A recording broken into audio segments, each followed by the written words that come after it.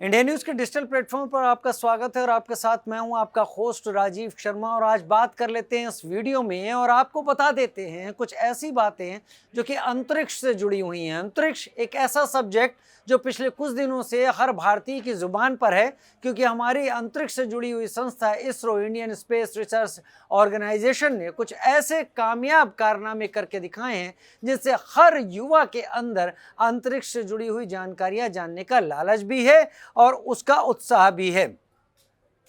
दरअसल स्पेस के से जुड़े हुए साइंटिस्ट ने एक ऐसे सिग्नल का पता लगाया है जो सिग्नल अब तक की सबसे दूरी से पृथ्वी तक पहुंचा है। और इसके साथ ये भी सवाल पैदा होता है, कुछ वैज्ञानिक तो यहाँ पर ये भी कहते हैं कि अगर आपको किसी को पागल करना है या किसी को पागलपन की हद तक ले जाना है तो उससे आप ये कह दीजिए कि वो ये सोचना शुरू करे कि ब्रह्मांड कितना बड़ा है।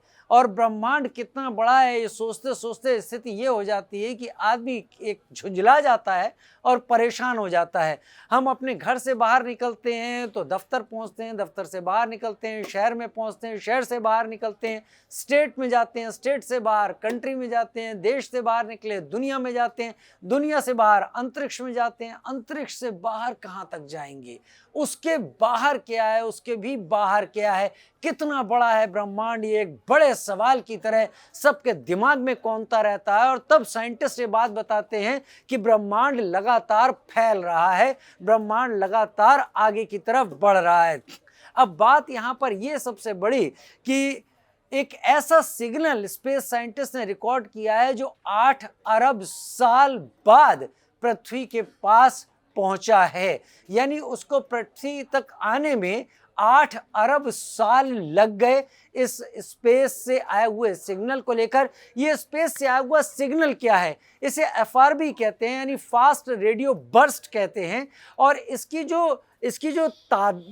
जो समय होता है वो 1 मिली सेकंड के बराबर होता है, यानी 1 सेकंड भी पूरा नहीं होता, 1 मिली सेकंड के बराबर इसका बर्स्ट होता है एफआरबी का। और इसमें बड़ी बात ये होती है कि उस 1 मिली सेकंड में जितनी ऊर्जा निकलती है या जितनी एनर्जी की कैलकुलेशन की जाती है उतनी एनर्जी अगले 30 साल तक लगातार हमारा सूरज अगर निकाले तो भी कम पड़ेगी। सिर्फ 1 मिली सेकंड में इस एफआरबी में इतनी एनर्जी निकल जाती है। और ये करीब 8 अरब साल बाद यहाँ आया है। तो इससे 2 सवाल पैदा होते हैं कि आखिर ये आया अभी क्यों, इतनी दूरी से आया है, 8 अरब साल दूर पर क्या स्थिति है, क्या है वहाँ पर ब्रह्मांड का अस्तित्व, किस रूप में है ब्रह्मांड, ये भी यहाँ पर बहुत बड़ी बात है।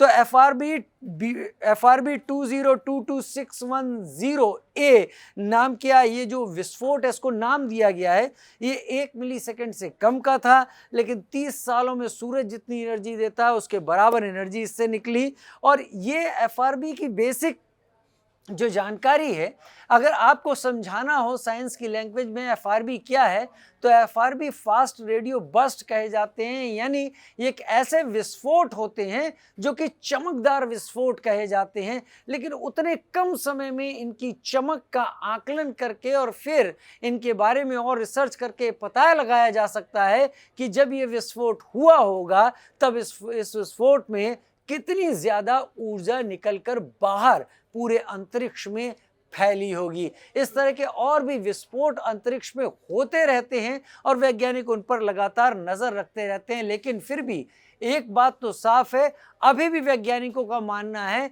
कि वो पूरे अंतरिक्ष का 1% भी हिस्सा ढंग से जान नहीं पाए हैं। तो इतना बड़ा है हमारा अंतरिक्ष और इस अंतरिक्ष में अजूबों की भरमार है। एक अजूबा ये जो हमने आज इस जानकारी में आपके सामने रखा, कई अजूबे अगर आपको भी पता हो तो कमेंट सेक्शन आपके लिए है। आप भी बताइए ऐसी कोई जानकारी आपको पता हो अंतरिक्ष से जुड़ी हुई, हम उसके बारे में भी वीडियो आपके सामने रखने की कोशिश करेंगे।